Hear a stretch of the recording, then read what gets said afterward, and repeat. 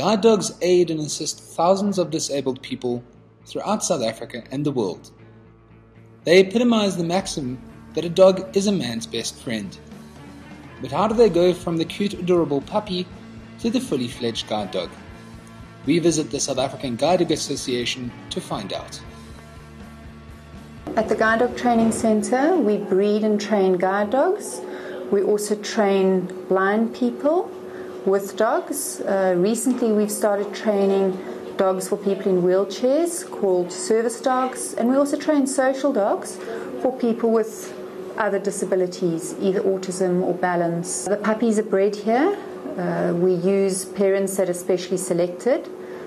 When the pup's about 7 to 8 weeks, we place them in homes. We call those people puppy raisers, and they bring up the puppy for us. Well, it's very rewarding because you get a little puppy and you have him for the year. It's very heartbreaking when you've got to give him back. But when you see him trained with a blind person, you realise why you do it. The basic training that you do for the year is with the pup. The first phase, you start at 7 weeks, basically about 8 weeks, you start socialising with other dogs. And then you do the basic training of the commands of the dog sitting and down, lying down, and trying to keep them calm and getting them to listen.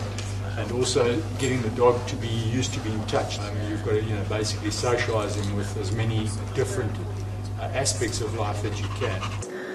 After a year, the pup comes back to us, and then it begins its formal training. It's usually in training for about 4 to 6 months. It's like being someone else in a different world with different people. Because of dogs, they've got different social issues. Also, they've got different behaviors, and also with their temperaments. Also, it's better and it's good also for you to know and how to communicate with them. Once the dog is fully trained, it's matched to a blind person. We have a class usually here at the training centre where a group of either 4 or 8 blind people come and stay at the training centre, and they spend 3 weeks learning to use their dog. Well, yeah, like I met him on the 26th of January here at the training centre, and I took him home on the 14th of February.